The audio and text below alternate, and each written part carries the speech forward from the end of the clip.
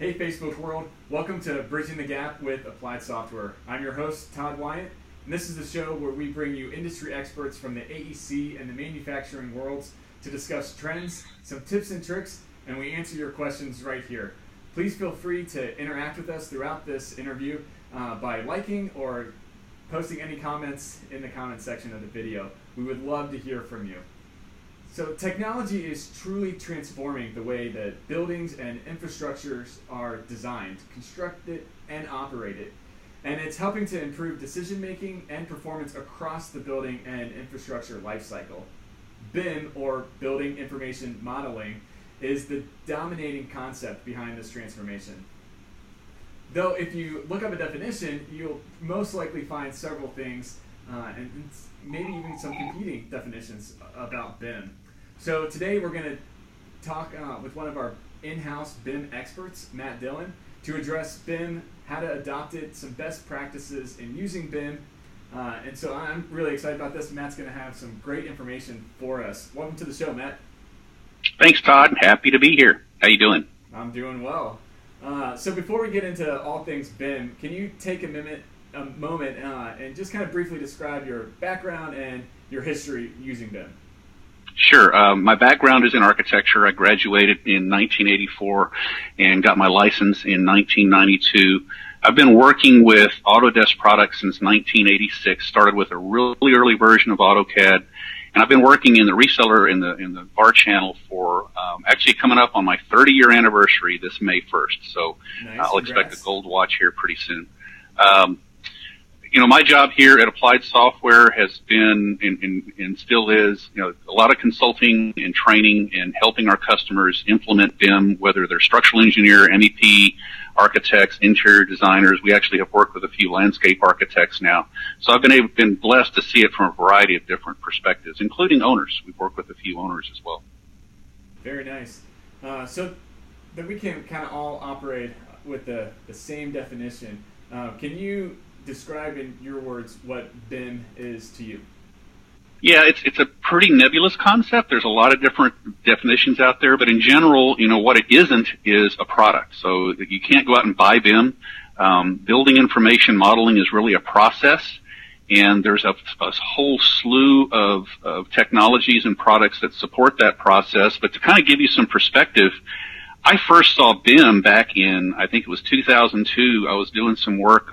Autodesk had hired us to do some research for them, and part of that involved going over to London and seeing a meeting with BF Lang Industries. They were working on the Heathrow Terminal 5 project, which was a huge expansion in a international terminal that they were constructing, and we're talking billions of dollars.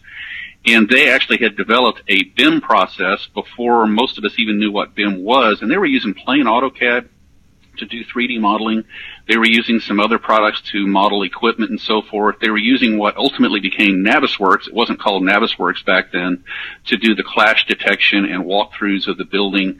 And they had put all this together internally. They spent, I think it was somewhere around $2 billion, that's billion with a B, to put this process together. And it was also one of the first instances of an integrated project delivery system that I had seen. We'll talk more about that a little bit later. And later on, when I went back and looked at some articles about it, I read somewhere that even though they spent about $2 billion developing this process, they still saw multiple billions of dollars in savings over the construction of the building just because of the benefits of BIM. Wow. So awesome. BIM, again, it's a process. It really kind of depends on, what your part of that process is as to what it is to you. Designers and architects typically look at it from the front end of, modeling a building and maybe getting some benefits internally as far as more coordinated construction documents. But then a contractor is looking at it from a clash detection standpoint, fewer redos on the job. Owners are looking at it from a perspective of, more predictable results on the buildings, better quality product, et cetera. Gotcha. So you kind of alluded to some of the big deal about BIM with especially that cost saving. That was a whole bunch of cost saving. So why adopt now and not wait? If things are currently working the way they're doing, they're not using BIM, why should they even look at BIM and try to adopt it? Well, first off, BIM isn't a fad. It's, a lot of people, when it first came out kind of thought, well, it's a flash in the pan. It's not going to last. It's been around now for more than 10 years as with the actual products that support it. So even beyond BF Lang, but now that we have actual products developed to support the BIM process, it's been around for more than 10 years. It's not going away. BIM adoption, as a matter of fact, is only increasing, and it's increasing in more and more rapidly across all disciplines, not just architects, engineers, contractors. We're also seeing it in the transportation industry now. They've had a rapid ramp up in the last 2 or 3 years. Owners are getting more and more savvy about BIM, and we're starting to see more and more owners mandate BIM. So people that don't adopt BIM are going to start to find that it maybe is a little bit more difficult to respond to requests for proposals for certain projects, because there will be a BIM deliverable. And if you can't meet that requirement, you can't respond. They may also see that they're losing out competitively to other firms that are using BIM even on projects that are not BIM mandated, because they have additional benefits that they get themselves. Again, it's a better product, whether the owner mandates it or not. They're getting a better product. It's more efficient. Once you have that BIM process down, your internal processes are more efficient, and therefore you're being more economical in the delivery of your project. Gotcha. So what kind of firms should be looking at BIM? Are there certain firms that should do it, certain firms that shouldn't, or? Every type of firm is going to get something different out of BIM, and certainly there are some firms probably that can, depending on the type of work they're doing, can migrate to BIM maybe a little bit easier than others, but I really can't think of a single firm that couldn't get some benefit from BIM. It really, across the board, there are benefits for pretty much anybody in the design and construction industry to adopt BIM. Gotcha. Okay. Very cool. So if you're just joining us, this is our show, Bridging the Gap with Applied Software. We would love for you to interact with us by liking or posting any comments on this video. We're talking all things BIM adoption and best practices with our own in-house expert, Matt Dillon. So Matt, are there different challenges in the industry of tackling BIM? Well, some common challenges are, just the misconceptions. People have incorrect expectations. There are challenges such as across all industries, things like more complex buildings, more complex projects. You've got a lot more regulations and environmental impacts that you have to address with buildings, and those are things that are actually driving BIM adoption, but they are challenges. Owners have to deal with an explosion of data. We'll talk more about that in the webinar that we're going to do tomorrow. So there's those are some of the big challenges that are driving BIM adoption, but there's also benefits as well. So the ability to get more information out of the model that can drive things like sustainability analysis, visualization, fabrication, those types of things. We can talk more about those in a little bit as well. Very cool. So let's get into kind of the meat of the adoption. So what is the ROI for the different stakeholders that are involved in BIM? So let's kind of look at it from the owner's point of view, and then from just the general AEC firm point of view. How do they measure if BIM is working for them? So yeah, it depends on where you're coming at it from as to how you're going to measure ROI. For an owner, it's reduced building cost, hopefully quicker turnaround time on the building, fewer change orders, more data that they can use to manage the building moving forward for their facilities management and maintenance programs. For a contractor, it's going to be, again, less clashes, less redo work on the job site. So that's going to save money. And additionally, when a contractor can deliver a project under budget or on budget with fewer change orders, fewer clashes, fewer redos, then they're more likely to get more work from that same owner. So again, retention of customers. For architects and engineers, there's a ton of internal processes that they can gain from it. They're going to have more streamlined construction documents.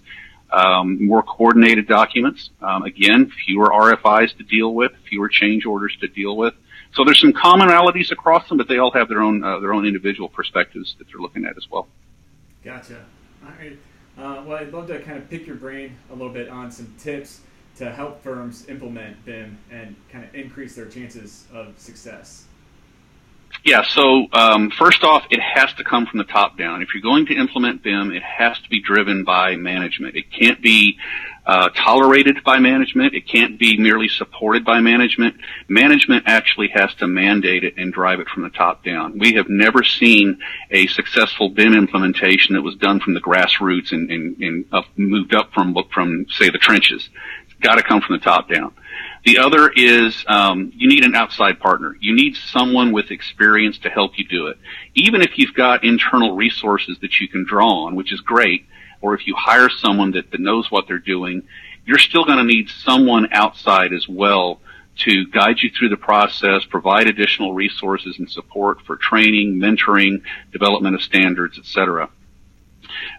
You're going to need a plan. No BIM implementation is going to happen organically. You can't just invest in a bunch of technology, maybe go get some training, and then expect it to just happen. There has to be a plan developed, and you need to follow that plan. Obviously, it's going to change as things develop, but you need to have a plan to start with. Those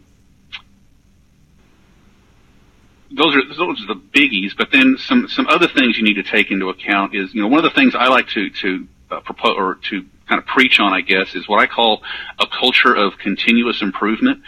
So a BIM implementation is never done. You'll get it to a certain point and it'll kind of stabilize, but the technology and the processes are constantly evolving. And so one of the things you want to look for are opportunities to continue to push the envelope. So maybe after every project you have kind of a post-mortem and you look at, okay, what do we do right? What did we do wrong? Where could we make improvements to the existing process? But then, what's changed?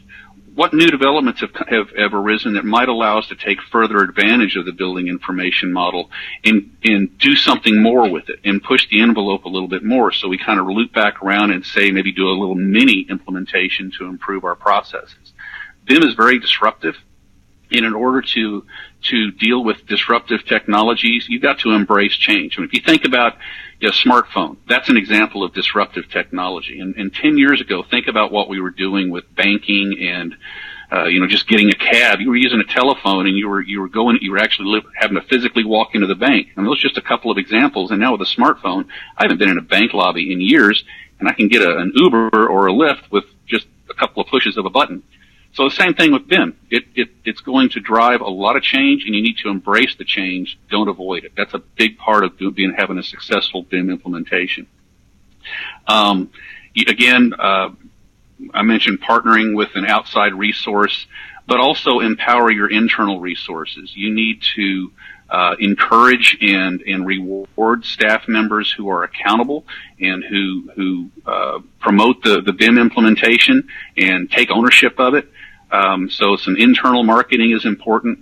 You need to invest in technology. You need to be prepared to improve your existing infrastructure. Maybe some of your hardware and software needs to be upgraded, and invest in education and training. And then be patient. It's not going to happen overnight, and you need to expect to have some pitfalls. And when you hit those pitfalls, when you hit those rough spots in the road, which you know are going to happen, don't bail. That's real important. It's very easy to, when you hit a rough spot in a project and you're facing that deadline, to fall back on more comfortable technologies that you've used in the past. And in reality, that's when the learning occurs. If you power through those points, that's when the implementation really starts to move towards success. Gotcha. Yep.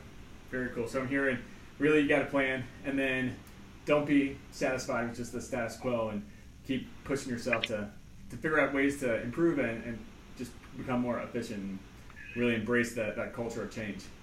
Yeah, from a big picture standpoint, if I was to pick three things in general, driven by management, have a plan, and have a culture of embracing change, culture of continuous improvement. Gotcha. Very cool. So if you're just joining us, this is Bridging the Gap with Applied Software. We are talking all things BIM adoption, some best practices with our in-house BIM expert, Matt Dillon. Please feel free to interact with us too. We'd love to get your comments on this video, something that you have a question on, something that you want a little bit more clarification, or us to go down a trail on that. Feel free to interact with us on that level. So Matt, you talked a little bit about some of the pitfalls that are potentially out there with BIM. Is there certain common pitfalls of BIM that people should be aware of so they can figure out how to steer and stay clear of them? Yeah, again, lack of top-down leadership, a lack of management buy-in at all levels, lack of commitment, lack of a plan. So, I mean, you're seeing some common themes here, right? I mean, there are things that you can do, and when you don't do them, those are the common pitfalls. Yeah. Poor expectations, expecting BIM to start working for you overnight. You know, you should expect the first 2 or 3 projects not to be profitable. You need to be ready for that. And so sometimes, after the first couple of projects that weren't profitable, people tend to want to just fall back and bail. You need to, again, have that patience and power through. The benefits are there. Trying to do it on your own is a major pitfall. And then just not promoting it from within. Gotcha. Thanks for that. I think that's helpful for sure. So another major buzzword in the industry is the whole concept of collaboration. How can BIM help firms better collaborate inside the firm and then with others outside the firm as well? So yeah, collaboration is becoming huge. And, you know, several years ago, collaboration amounted to maybe having a weekly meeting for project coordination, maybe using something like Navisworks to go through and review clashes and so forth. But that was all very kind of static. And a lot of times people were working with different versions of the model because they were sharing things on an FTP site or by email. So the engineer might have one version, the structural engineer might have a later version, and then the architect is working with the most recent version. So there was a lot of disconnect there. Now with collaboration, we've got the cloud, and the cloud is having a huge impact on it. So with cloud-based collaboration, you can have a single model that's up in the cloud, and all participants, all stakeholders are working off the same set of data. You've got a single source of truth that you can work with, and you know that everybody's working with the same updated version. And it can be updated by simply uploading a new model to the cloud, and everybody's got that update immediately. You don't have to send it to 26 different people or put it on an FTP site and hope they remember to go up and download it. In addition to that, with the cloud, we now have access to the data with mobile devices, and that's also becoming something that pretty much everybody needs. You know, but people don't just work in their offices anymore. I work from home, frankly, and a lot of people will work from home some days. They work in the office, or they may be out on the job site. They may be in an airport somewhere, and they still need access to the data. So with the cloud collaboration, we can now go up and access that information and collaborate live on that same model, whether we're doing it from our PC at the house, in the office, from our tablet in an airport, on a mobile phone. There's applications for all of those devices to get you access to your data. Gotcha. In addition to that, you know, Autodesk now has the cloud collaboration for Revit, which they developed in 2015, and they just recently came out with a major update for on April 9th of this year, just the other day, a couple of weeks ago, which allows you to actually host a Revit model in the cloud for authoring. So for the work sharing functionality of Revit, you can put that up in the cloud now and have geographically dispersed teams, which is also becoming more and more common with joint ventures and so forth, to actually collaborate live in the same model from an authoring standpoint. Gotcha. Very cool. Well, thanks so much, Matt, for walking us through all the adoption and the best practices. I think that was really helpful. If you would like to learn more about this and kind of dig into this a little bit more, we actually are doing a webinar on the same topic that Matt is presenting tomorrow. That registration link will be in the comments section of this video. It starts at 12:30 Eastern Time, and Matt's going to dive into all BIM adoption, collaboration, the best practices, and really specifically focus in on that small to medium-sized firm. So we'd love to have you on that webinar. Again, that registration link is in the comment section of this video. Matt also mentioned that about collaboration for Revit and the new update that had just been rolled out there. So we actually have another webinar that we just kind of put on the calendar just last week with this new update that had been rolled out, that it's going to really dig into, okay, what does this update look like?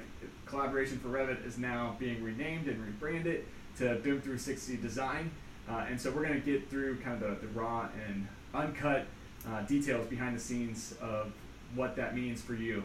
So if you're interested in that webinar, again, is tomorrow at 2 p.m. and the registration link will be in the comments section.